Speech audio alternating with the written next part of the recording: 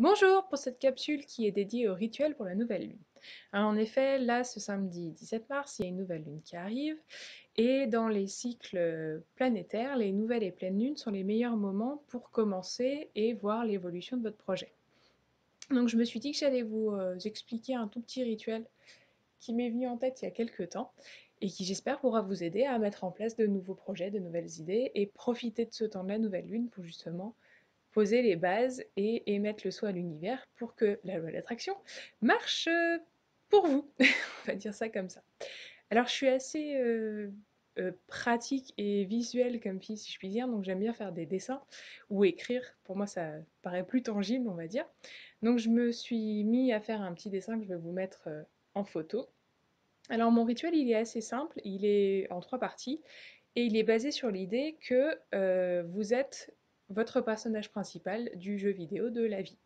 C'est-à-dire que dans ce cycle d'incarnation, vous avez choisi un personnage qui est votre corps et votre personnalité, et que vous avez choisi les options qui vont avec ce personnage.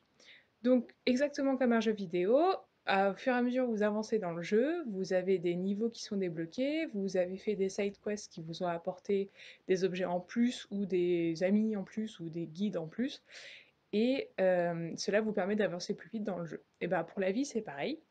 Vous avez des options que vous avez cochées, des talents, des difficultés, des niveaux d'expérience, etc., qui se développent au fur et à mesure de la vie, avec des gens qui vont bien sûr faire partie de votre voyage.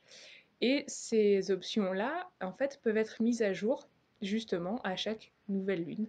Et voir cette mise à jour si, obtempérer, si je puis dire, à la pleine lune, ou inversement, voir ce qui s'est passé entre les deux, pour savoir si votre projet a mûri ou non. Donc, pour cette nouvelle lune qui arrive, on va faire pareil. Alors, je vous ai mis un petit dessin. En fait, ce petit dessin représente donc le corps humain avec les chakras, puisque les chakras, en fait, pour moi, sont divisés en deux sections. Il y a les chakras plutôt terrestres et les chakras plutôt célestes. Le 1, 2, 3 porte plutôt sur la Terre, donc la manifestation dans la matière. Le 5, 6, 7, c'est plutôt au niveau céleste et c'est la vision des mondes parallèles, des dimensions autres et de vos dons tels télépathie, télékinésie et j'en passe, ouverture du troisième œil, etc.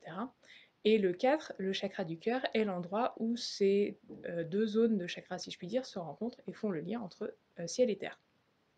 Donc vous faites ce petit dessin, vous faites vos chakras, et vous allez mettre à côté des chakras qui correspondent aux zones de votre vie où vous voulez une mise à jour, un plus ou un moins. En exemple, ça donne, si par exemple le chakra jaune numéro 3 qui est lié à la joie de vivre, le bonheur, la joie de l'enfance, la vraie joie qui n'attend rien, celui-ci n'est pas développé, vous mettez un plus plus à côté pour développer cette zone-là. Donc ça, c'est ma première partie, définir les zones que vous voulez mettre à jour et développer plus. Inversement, il y a aussi le fait de mettre des moins à côté parce que votre zone est trop développée, vous en avez trop dans votre vie, vous voulez que ça se calme.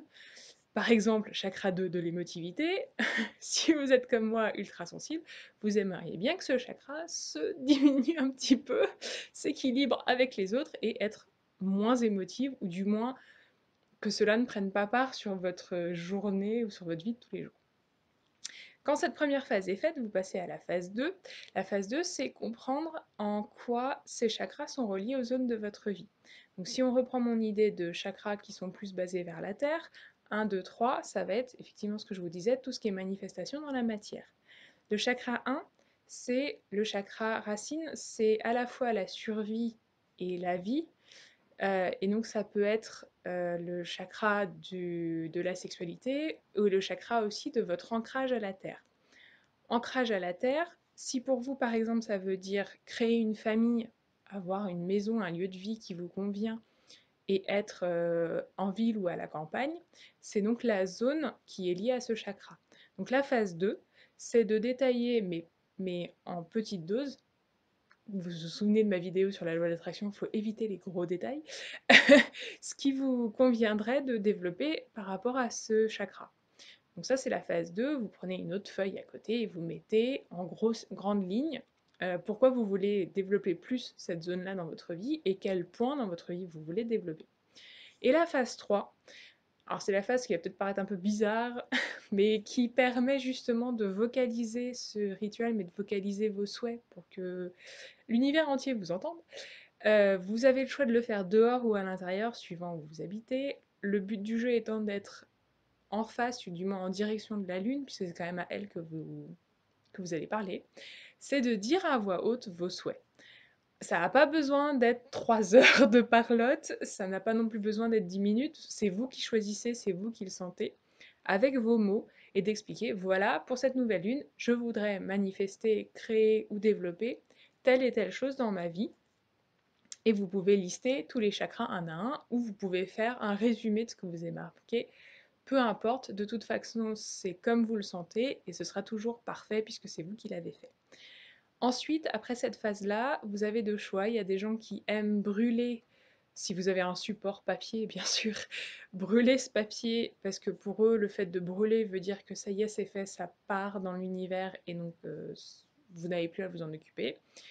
Moi, à l'inverse, j'aime bien garder ce papier, il faut juste ne pas le regarder, puisque c'est comme une commande Amazon, c'est pareil, si vous checkez toutes les 2 secondes si votre commande est arrivée, elle va arriver soit avec du retard, soit il va y avoir un problème, elle ne va pas arriver. Donc si vous gardez le papier, vous le mettez dans un coin, vous oubliez même où vous l'avez mis et c'est parfait. Pourquoi je le garde? C'est uniquement parce que j'aime bien me rendre compte en fait des choses qui ont été manifestées et de voir que j'avais oublié que j'avais parlé de tel ou tel détail et que ça s'est manifesté en vrai. C'est un petit rappel de ah oui, j'y arrive, ah c'est possible, ouh waouh, la vie est incroyable.